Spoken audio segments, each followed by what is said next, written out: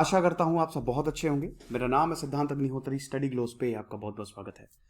CSAT का course फटाक से अवेल कर लो। सिर्फ 1800 का कोर्स है ये।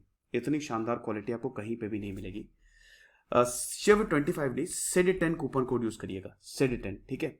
और इसमें भी आप सेड10 कूपन कोड यूज करेंगे तो ये कोर्स आपको 2700 का मिलेगा। टारगेट यूपीएससी प्रीलिम्स 2022 पूरी लाइव क्लास आपको देखने को मिलेगी। 5 live classes, test series, current affair, CSAT, सब कुछ आपको मिलेगा। तो दोस्तों, यूनाइटेड नेशंस जो है उसने कुछ डिसाइड किया है। क्या डिसाइड किया है?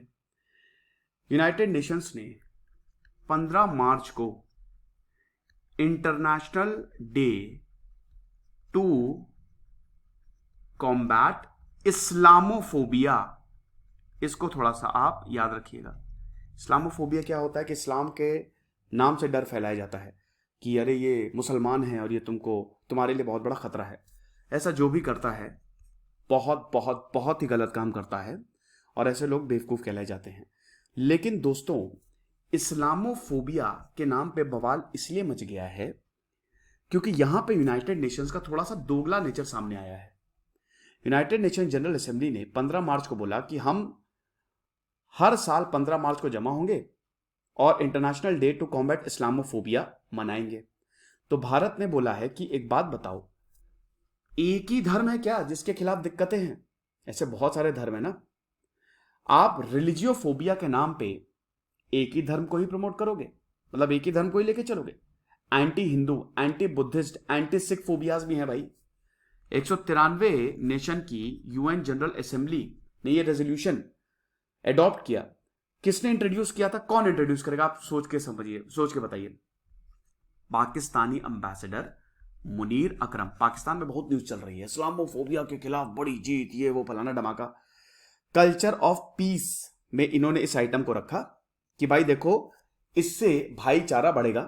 तो 15 मार्च को international day to combat Islamophobia हमको मनाना है। अच्छा, ये रेजोल्यूशन जो है सिर्फ और सिर्फ पाकिस्तान के अंबेसडर ने नहीं, बल्कि ऑर्गेनाइजेशन ऑफ इस्लामिक कंट्रीज ने भी, जितने मेंबर्स है ना, कितने मेंबर्स है ओआईसी के, चलो कमेंट बॉक्स में बताओ, उन्होंने भी इंट्रोड्यूस किया। Afghanistan, Bangladesh, China, Egypt, Indonesia, Jordan, Iran, Iraq, Mali, Pakistan, Uzbekistan, Yemen, Uganda, Turkmenistan, Turkey, UAE, इन सब ने स्पॉन्सर किया और भी कुछ देश है। तो अब भारत को ये सही नहीं लगा। भारत के जो permanent representative United Nations ambassador T S. Tirumurti ने कड़ी आपत्ति जताई है और भारत ने बोला है कि भाई आप ये कर क्या रहे हो, हैं? ये सिलेक्टिव रिलीजन को लेके आप एजेंडा सेट कर रहे हो। सिलेक्टिव रिलीजन, सिर्फ इस्लाम को लेके आप ये फैला रहे हो कि बहुत इस्लाम खतरे में है। तो एक तरीके से तो यूनाइटेड नेशन डिवाइड हो जाएगा ना, बहुत सारे रिलीजियस कैंप बन जाएंगे, दिक्कत हो जाएगी।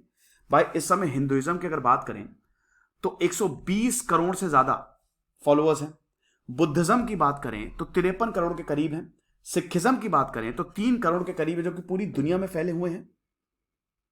और अब हमको इस्लामोफोबिया नहीं, रिलीजियोफोबिया, ध्यान से समझिएगा, रिलीजियोफोबिया पे ध्यान देना पड़ेगा।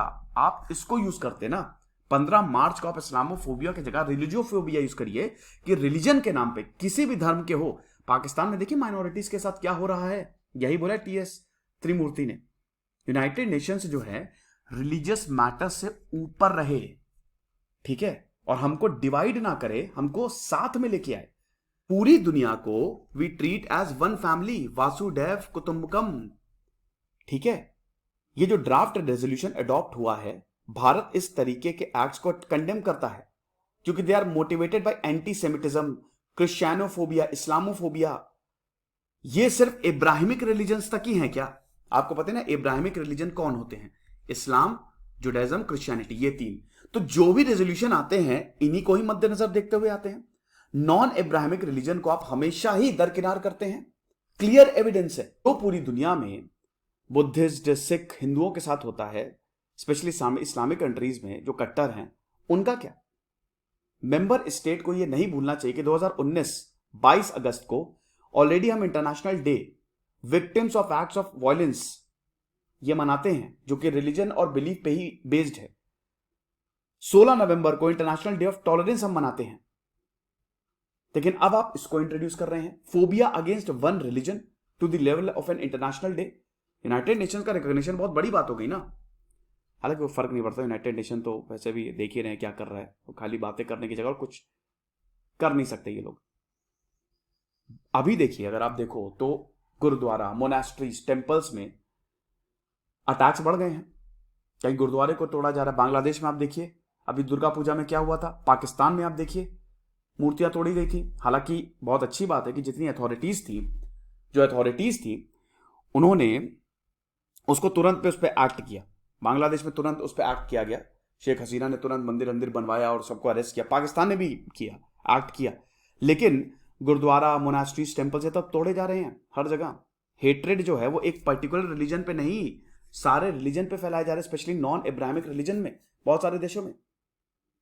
अफगानिस्तान में बामियान, जो सबसे बड़ी मूर्ति थी बुद्धा की, वो किसने तोड़ी बताइए आप? तालिबानियों ने तोड़ी है। गुरुद्वारों को किसने तोड़ा? जो गुरुद्वारों में सिख पिलग्रिम्स है, किसने तोड़ा बताइए? जो सिख पिलग्रिम्स आते हैं, मतलब उनको किसने मारा? मंदिर कहां तोड़े गए? तो ये सब टीएस त्रिमूर्ति ने बोला है। तो इसीलिए एक रिलीजन के अगेंस्ट फोबिया हमको नहीं करना चाहिए, हमको सारे रिलीजन को सेलिब्रेट करना चाहिए और हर एक रिलीजन को सेलिब्रेट करना चाहिए। कोई भी रिलीजन किसी से बड़ा नहीं है, सब इक्वल हैं। हम इक्वल प्रोटेक्शन में बिलीव करते हैं, हम प्रमोशन में बिलीव करते हैं। ये सब उनके वर्ड्स, इसलिए मैं बता रहा हूं। हम प्लूरलिज्म में बिलीव करते हैं, हम नफरत में बिलीव नहीं करते हैं। हम एक डेमोक्रेटिक कंट्री हैं और हमारे यहां सारे के सारे धार्मिक लोग, सब धर्म के लोग भारत में आपको मिलेंगे और भारत हमेशा से उनको वेलकम करता आया है और करता रहेगा।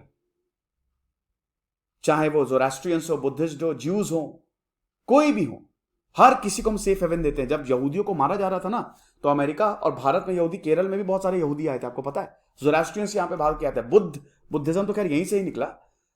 तो सबको हमने पनाह दी है, सबको हमने पनाह दी है। जो लोग दबे कुचले हैं, जो लोग सताए गए हैं, उनको हम पनाह देते हैं। दुनिया भर से निकाले गए हैं, उनको हम पनाह देते हैं और वेलकम करते हैं हम। तो इसीलिए भारत इस तरीके के मैनिफेस्टेशन को कंडेम करता है। ये डिस्क्रिमिनेशन है, ये गलत है। फ्रांस के परमानेंट रिप्रेजेंटेटिव निकोलस दी रिवेरा ने भी यही बोला कि इस तरीके का रेजोल्यूशन जो है वो सही नहीं है। We all share to fight against all forms of discrimination. ये डिवीजन को क्रिएट करते हैं। तो एक तरीके से फ्रांस भी साथ में खड़ा है। फ्रांस में तो खैर सेक्युलरिज्म बहुत ही जबरदस्त है वहां पे। तो ये लेक्चर था, आई होप आपको पसंद आया होगा। देखिए, समझिए आप, अगर किसी भी पर्टिकुलर, किसी भी धर्म को लेके अगर कोई दिक्कतें करता है, इस्लाम को भी लेके अगर कोई प्रॉब्लम करता है, तो बहुत गलत है, उसको हम बिल्कुल भी बर्दाश्त नहीं करेंगे। अभी धर्म संसद में जो हुआ वो बहुत गलत था, बिल्कुल गलत था वो, ठीक है। लेकिन जबरदस्ती एक ही अगर रिलीजन को लेके हम बिल्कुल एकदम हो जाएंगे, वो सही नहीं है, ठीक है। Thank you so much.